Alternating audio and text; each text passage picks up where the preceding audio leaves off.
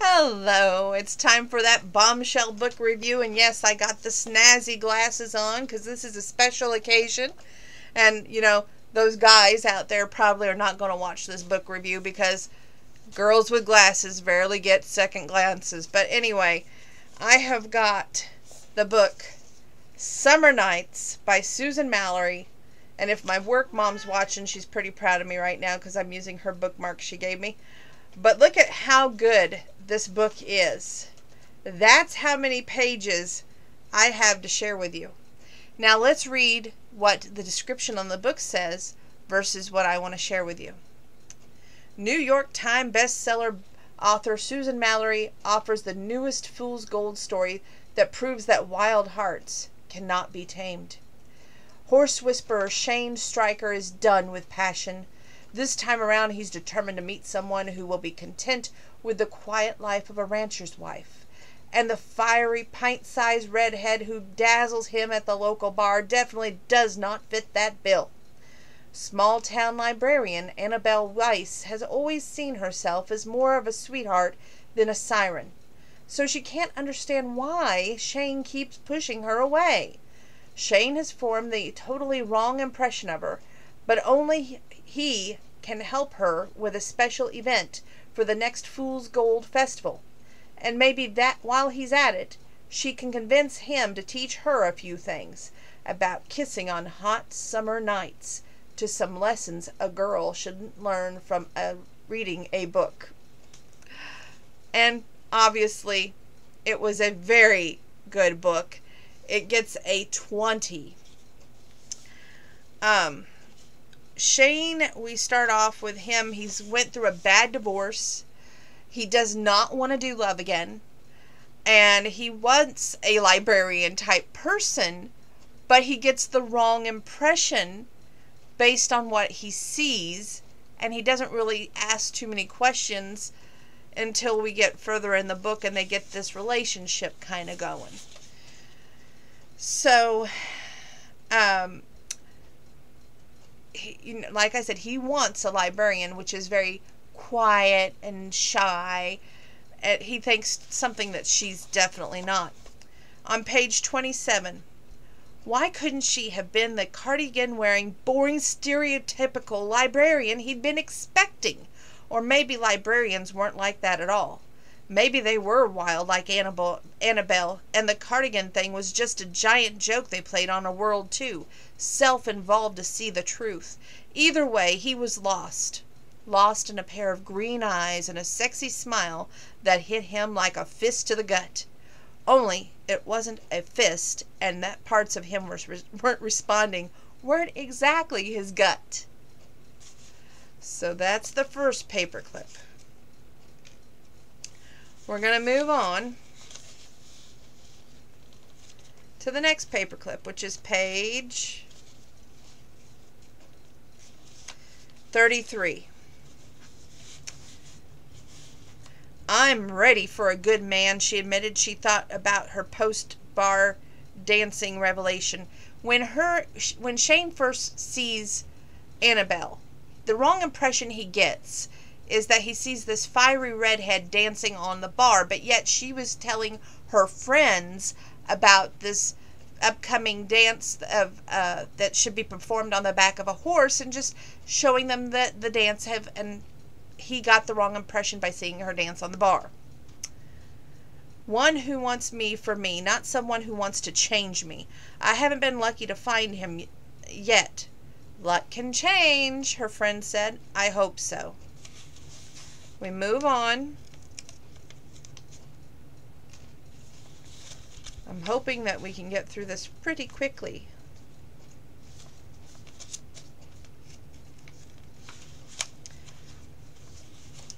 Page 43.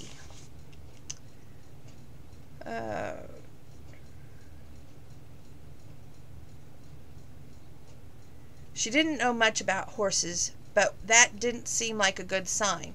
Why don't I stay close, she offered. That way he'll be calm. She's not crazy, boss, Elias said. Look at him. She's not crazy. Well, wow, maybe she could get that made into a bumper sticker for her car. Talk about a way to step up her game in the romance department. Men would be flocking. Shane was hesitant for a second, then nodded. Be careful, he told her. Watch out for his hooves. He's likely to kick. How do you know that? Has he kicked you? No, but, she folded her arms across her chest, has this horse done even one mean thing since you got him? No, but, why do you think he's a problem? I don't, okay? He's a great horse, okay? Happy now? Shane moved in, and the horse stiffened slightly. Annabelle rubbed his neck. Annabelle and Qatar, and I know I probably mispronounced that name, that's the Arabian stallion horse, get along great. But for some reason, Shane paints him as this wild horse that nobody can tame. And boy, Annabelle, she just gets to the bottom of it, and she has no problem getting along with that horse. Okay. Page 52, where we have the nice little butterfly clip.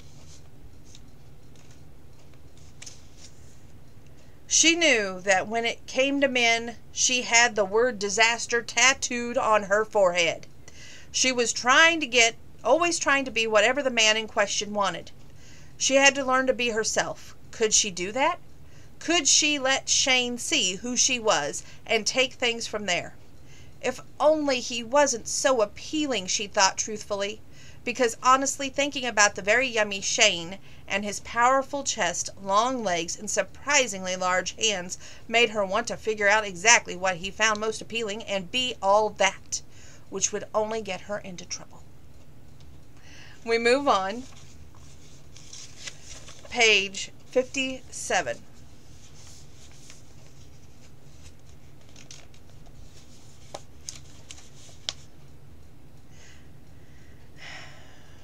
So what about your love life? Montana asked. Just to give you fair warning, weddings tend to come in threes lately. You're friends with Heidi, so that means you're at risk, or lucky depending on how you look at it. No, thanks, Annabelle said easily. I'm not interested. You're not a big believer in the big L? Oh, I do believe in love. It's just, she shrugged, I thought I had bad luck with men. Maybe I'm just as much to blame. When I finally found who I thought was the one, I ended up with a controlling, egotistical husband who expected to play the part of the fawning wife. And she was married. She thought that they were divorced, but that's a little bit deeper in the book. Okay, hold on. I marked page 58. Okay, so, let's see. How about dating? Not successful so far. Don't forget to have a little faith, Montana told her. Love shows up when you least expect it. Look at me. The first time I met Simon, I thought he was some stick-up-the-butt jerk with a sense of humor of a rock. She laughed. He thought I was a twit, but a very sexy twit. Now we're together and having our first baby. Sometimes I wake up and wonder what I did to get so lucky. Her friend made falling in love sound wonderful. Annabelle wanted to believe, but she'd been wrong before. It was time for a new strategy, one that involved staying true to herself. We move on. Okay, page 70. Okay. Oh, throughout the book, for Shane, he keeps comparing Annabelle to his ex, Rachel. And it's very frustrating. It's very aggravating. And she's talking here. Or he's talking, let's see. Yeah, he's talking with... Who the heck is he talking with? That's always good, Don. I don't know who he's talking with.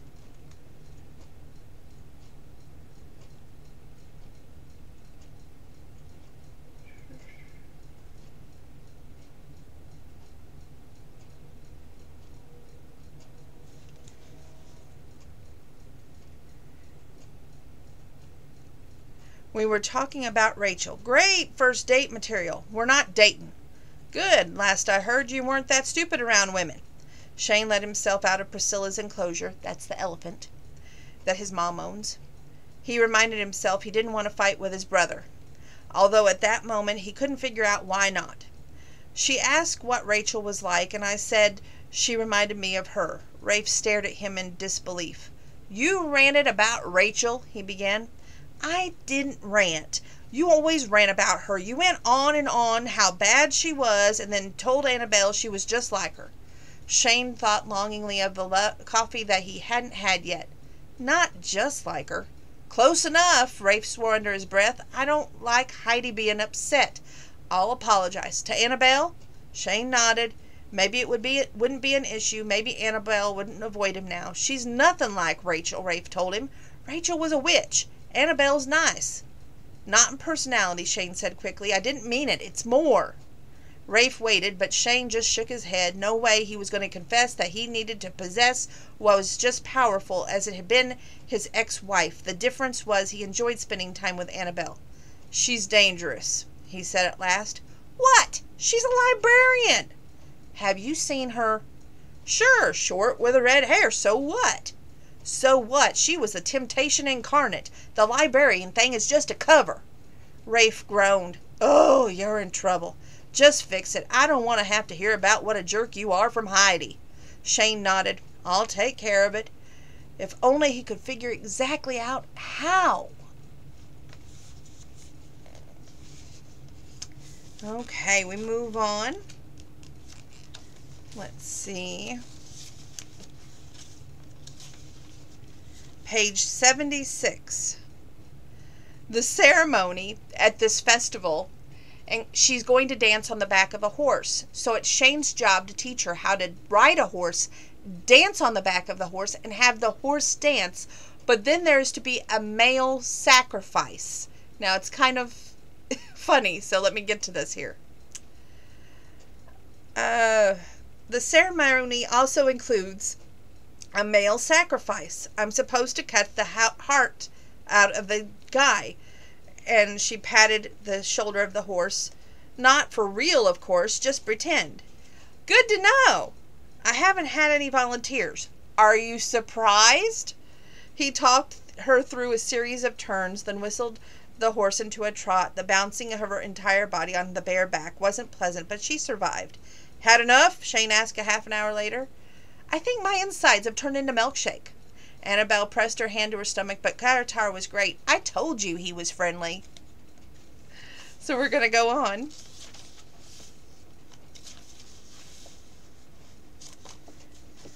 Page 80. Oh, Charlie was right, so she found Shane attractive. Lots of guys were. As to the tingles she would think about them, sure he was too hung up on his ex, but that was all about passion, right? As long as he was totally over her, because a man capable of that much feeling, with that kind of, who could put it all on the line. And she's like, you're about to launch into a recap of your pathetic love life, aren't you? Charlie picked up her burger. Not every guy is your ex. And she's like, I know, no recap, I promise. Despite that I married Lewis, I dated him, I trusted him, I thought I fell in love with him, and agreed to spend the rest of my life with him. Are you sorry you left, Lewis?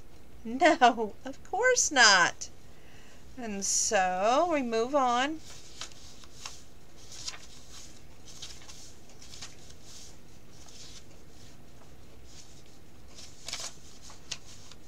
On page 117. Heidi leaned toward her. I was scared of love, too, Heidi said, of losing control, of being hurt. I wasn't even sure love was real, but now with Rafe, I know it was worth it. What we have is so much stronger than the fear. I can give my heart and trust him completely. I never thought I would be able to say that about anyone. Annabelle ignored that twinge of jealousy. Although she'd been married, she never experienced what Heidi had described. With Lewis, she'd been flattered and grateful that he even noticed her. Later, when he'd suggested they got married, she told herself that what she felt was love, but she knew now her feelings had been nothing more than a desperate attempt to prove that someone, somewhere, could love her. Only she'd been wrong. Lewis had only cared about himself.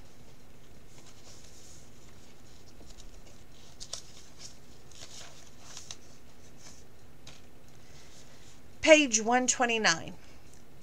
You sure you're not missing her?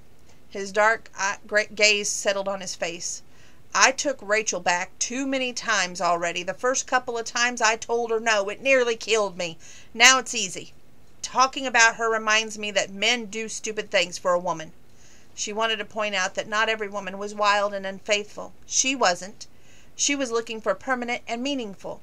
As long as the man in question was willing to love her with all he had, she was done settling. She cheated, he said flatly, more than once, and probably a dozen more times that I know about. When I finally had enough, I had filed for divorce. She begged me to let her come back, and I did, and she took up with my boss. That was the end for me. I'm sorry. Me too, and I'm done talking about it. Want to look at my kitchen plans so I can get a final okay to Jocelyn? She smiled. There you go again with those sexy invitations. He chuckled. The sound was a little forced, but some of the bleakness faded from his eyes. Okay.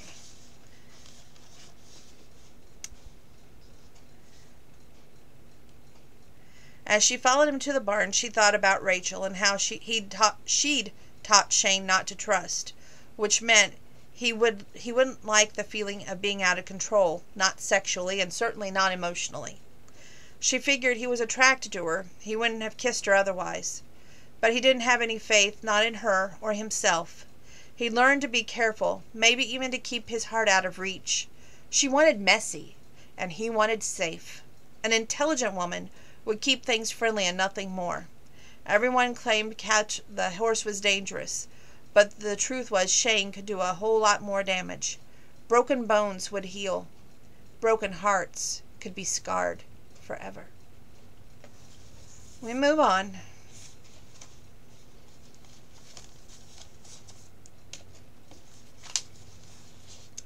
Page 132.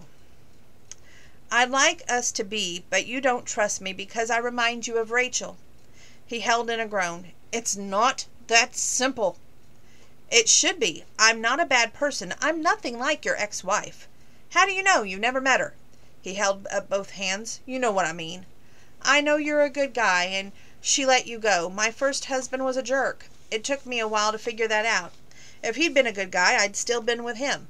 He didn't like thinking about her married to someone else, so he stopped. Annabelle shrugged. We can't really be friends until you trust me, and right now you have no reason to.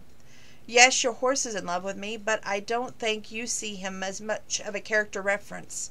So this morning I'm going to show you my world, and I hope that when you see it, you'll understand me a little bit better. Maybe start to trust me, and then we can be friends. Oh, this is such a good book.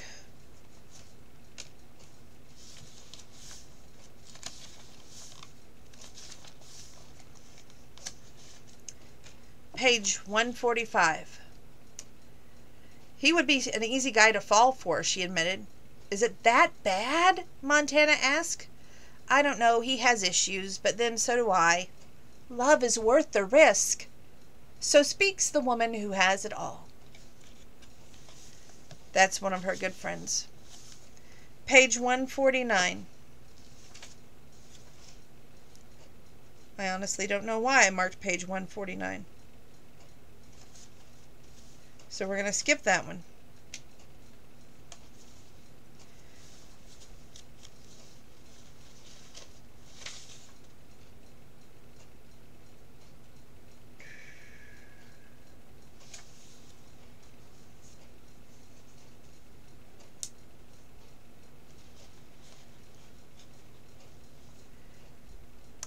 His mom elopes with a guy, and she's like, are you okay with that? And he's like, they've been sleeping in the same bed since I got here, he told her. I had to deal with their whispers and their giggles, not to mention the stuff they're doing and I don't even want to think about. Marriage pretty tame by comparison. Okay, sure, that makes sense. Still, it's a pretty romantic, them running off and not telling anyone. The fact that Glenn and May had found each other gave her hope, and that love could pop up when least expected. You can tell why this is a book, right? Because any more love exists in books. Okay, page 178.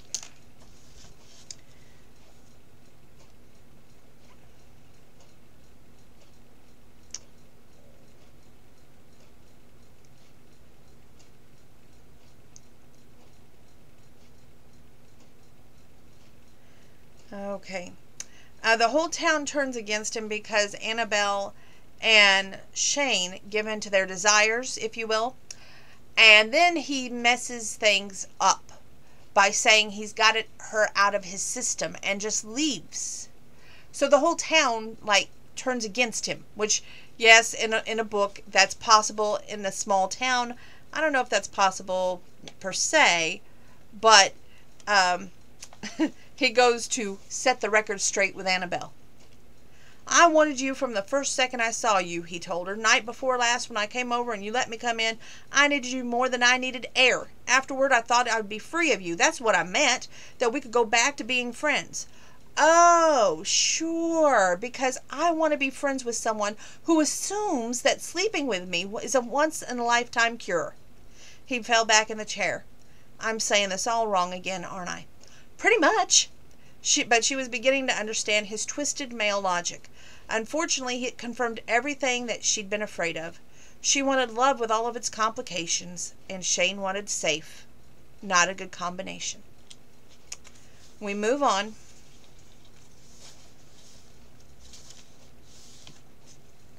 Page 192. Annabelle glanced around to make sure no one was sitting too close, then leaned towards her friends and lowered her voice. I have to admit, I do like him a lot. Maybe more than a lot. We want different things, though, and he doesn't trust me. Why doesn't he trust you? Charlie asked. You didn't do anything wrong. It's his ex, Heidi explained. I never met her, but I heard stories from Rafe. Apparently she's a real bitch. Charlie snorted. You did not just say that. Seriously? I'm hip, Heidi said with a sniff. Is that the right word? Annabelle grinned. If you have to ask, then the answer is probably no. They were laughing when Joe returned with another round of margaritas and more chips. Change in topic, Annabelle said. She left. How are things going with the wedding planning? Shouldn't we have another meeting soon? Maybe next week. Heidi grabbed a chip. I'm still pulling together my guest list. Our friends from the carnival are coming. Did I tell you that? We got the confirmation a couple days ago. Heidi had grown up on the carnival circuit. Her parents had been killed when she'd been little, and she'd gone to live with her grandfather. Heidi had always been surrounded by people who adored her, and now they'd come to see her happily married, making an already special day even more so. That's great, Annabelle said. With the wedding being held at the ranch, the size isn't much of an issue. And we move on. Page 219.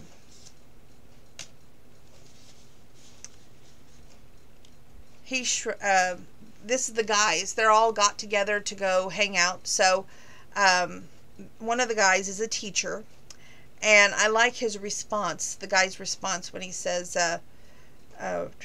last year Kent sipped his bill. I'm a math teacher at Fool's Gold High School.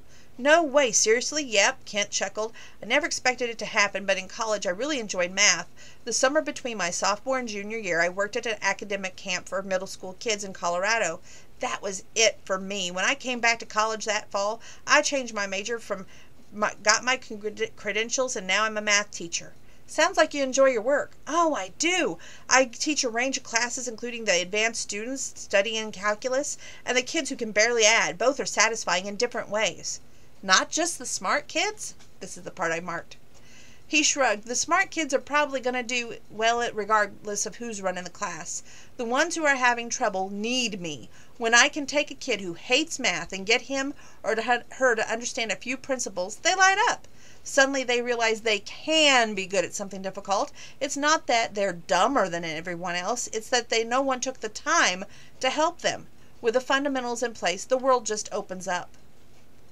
Kent shifted in his seat. I'm sorry I get carried away. Okay, page 222. Now, why did I mark this one? I hate when I don't mark the reasons why I mark it.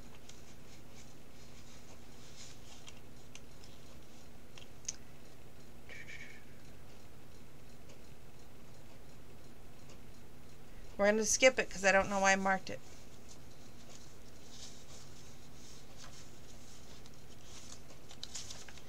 Page 246.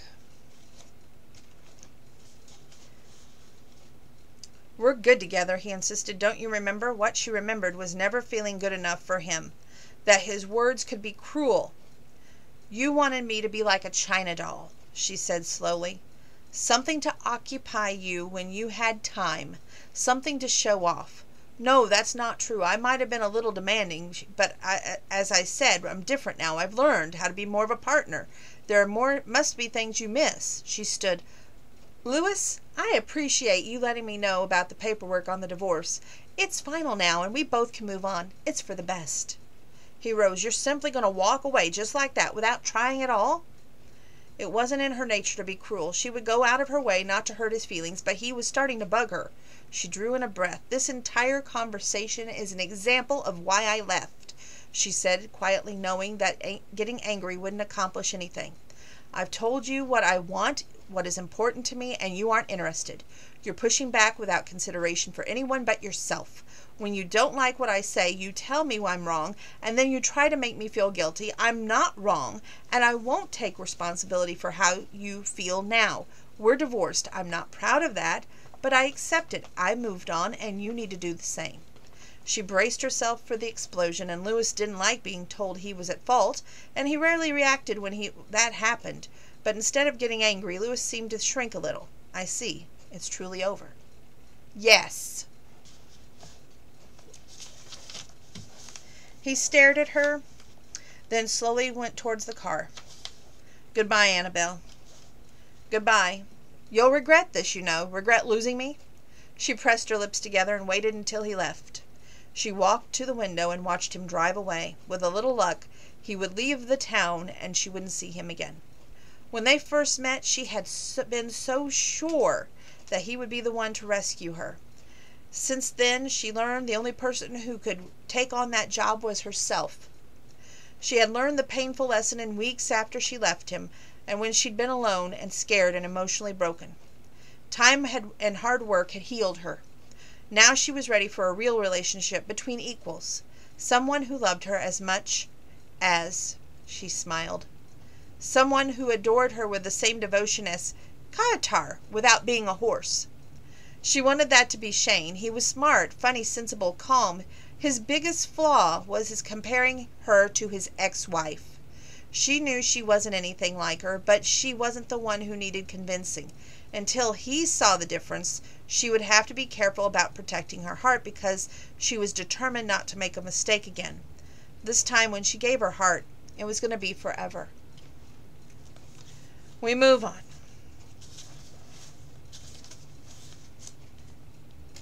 Page 252. A woman like Annabelle had to be wooed, made to feel special. And that's what Shane took away from Louis and her's relationship, because he got to meet Louis, and Louis tried to convince Shane that their relationship wasn't over when Shane actually took the time to converse with Annabelle to understand where her feelings were on the relationship. And Annabelle had told Shane that yes, indeed, the relationship between her and her now ex-husband Louis was closed.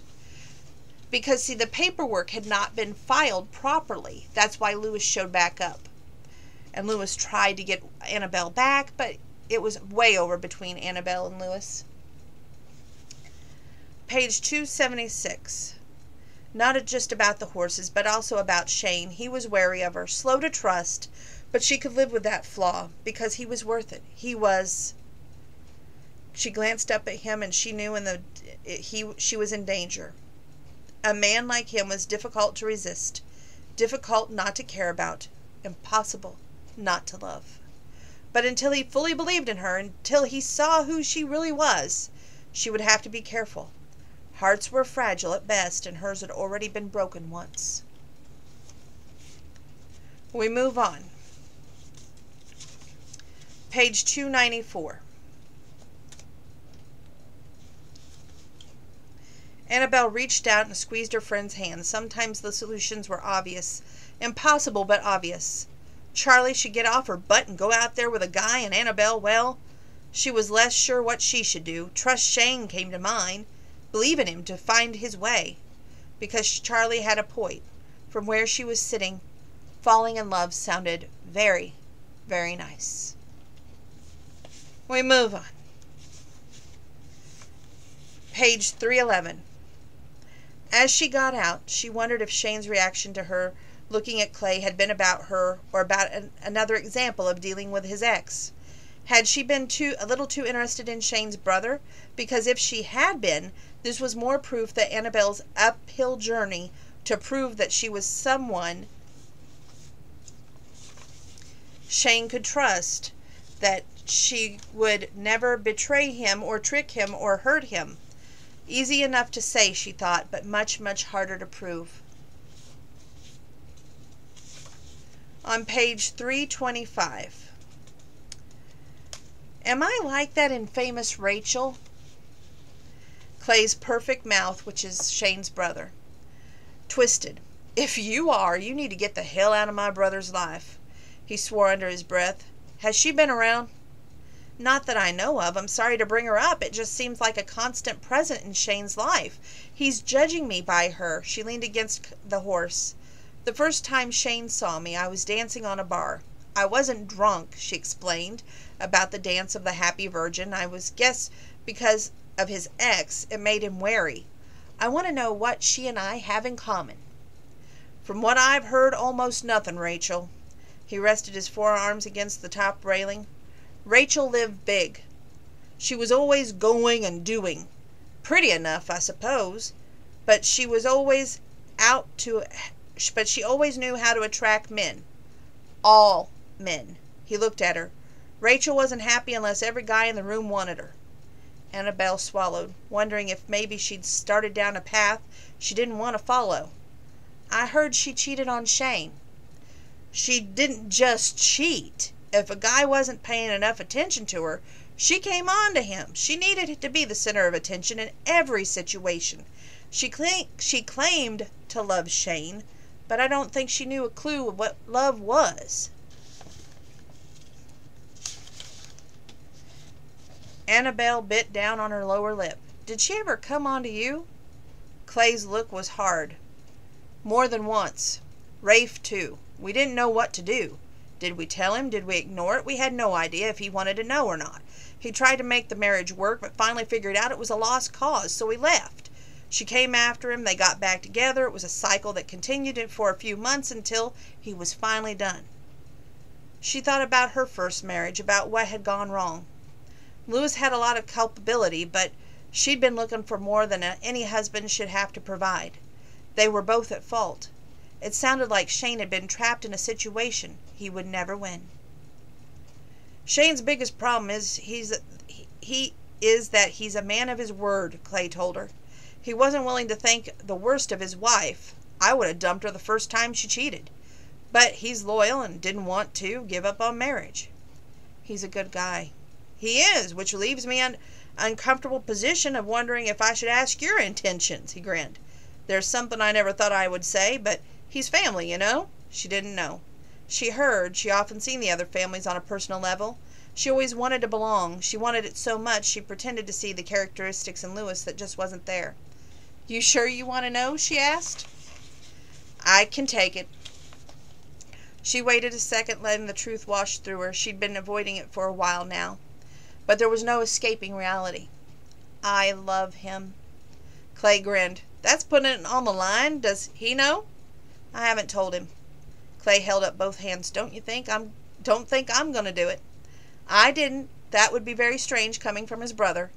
Clay put his hands back on the railing. He might be a bit of a jackass, but the whole thing, because of Rachel, I've already seen hints. Just don't give up on him. I won't.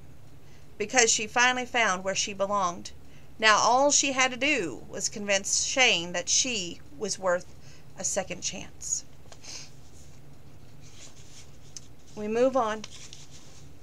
Page 342. My nose itches. I think that means somebody's talking about me, but that's no big surprise. Okay. Clay climbed to his feet. She's not Rachel, he said quietly. She's nothing like her. For what it's worth, I think you're damn lucky to have found someone like Annabelle. You're my brother, Shane. When Rafe was being a jerk, you were always there for me. We've been close our entire life. You know I'd never do anything to hurt you. I never touched Rachel, and now I would never get between you and what Annabelle have. But you already know that. What I can't figure out is why you're looking for trouble. Are you worried that she's like Rachel? or terrified that she isn't. Because if she isn't, if she's just what she seems, then you're going to have to step it up and be worthy. You're talking like a girl. You're avoiding the question and the truth. You're not mad at me. I don't think you're even mad at Annabelle. You got to burr up your butt about something, and you need to figure out what. With that, he left the barn. Shane stared at him, then turned back to his work. But he lost the energy for it. His brother's words mocked him as he wondered if they could possibly be true. Was he looking for trouble where none existed? Or was he seeing things clearly? And if this was leftover trash from his first marriage, how long did he get rid of it and believe in someone else?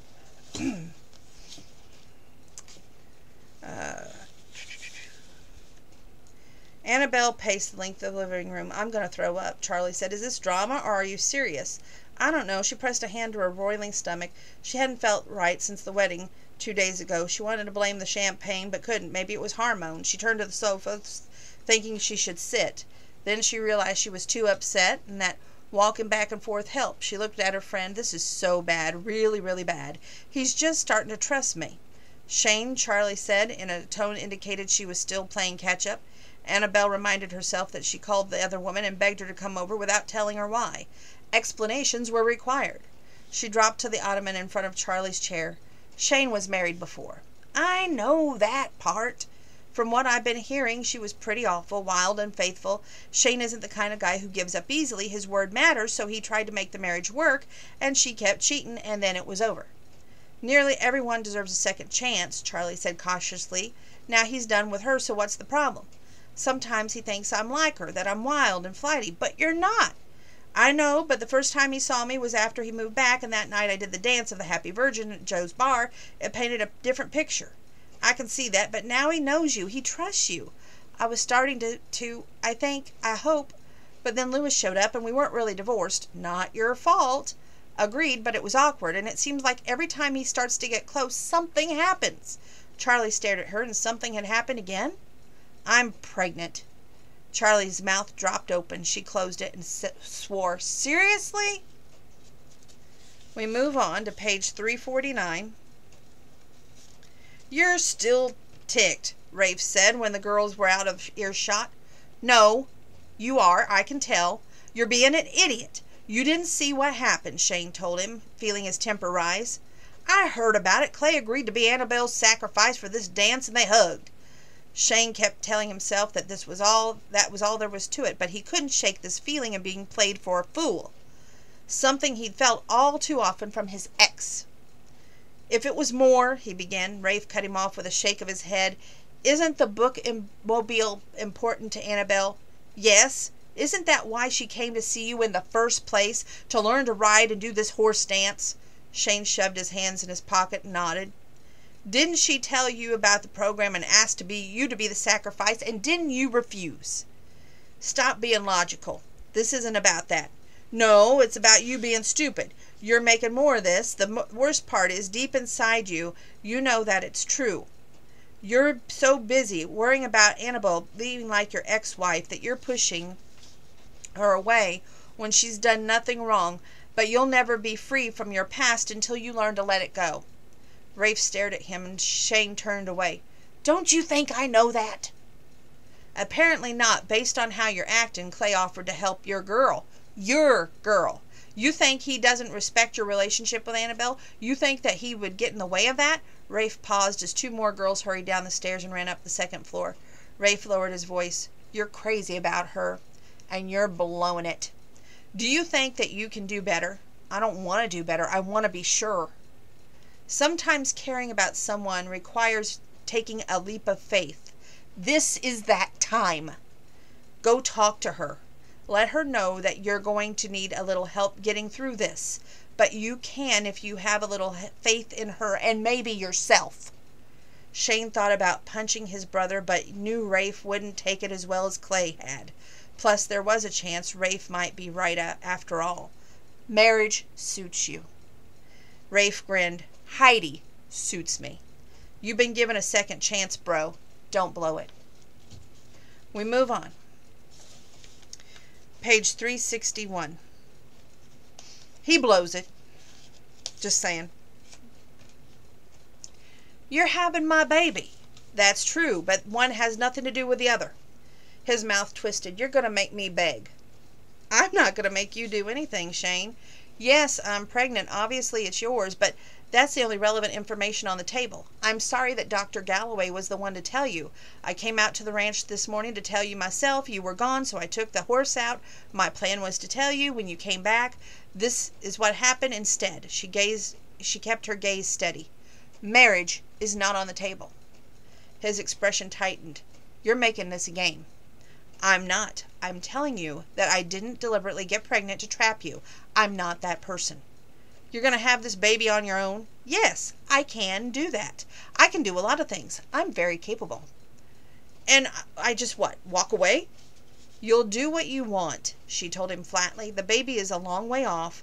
We have time to come up with a plan if you're interested in shared custody or being part of the child's life. But understand this. I know what it's like to be in a relationship based on assumptions and dreams rather than love and reality. And I won't be a part of that again. I won't live a lie. She willed him to see that she was telling the truth. Believe me when I tell you I won't marry you, Shane. I won't marry you because it's the right thing to do or because of your sense of responsibility. That's your problem, not mine. I want someone who loves me, who wants to spend the rest of his life with me. I want a man to adore me the way that the horse does. I want messy, passionate love. I don't care if it's inconvenient. I want it all, and I deserve it. What I don't deserve is a man who has once again been caught in a situation that feels him feeling trapped.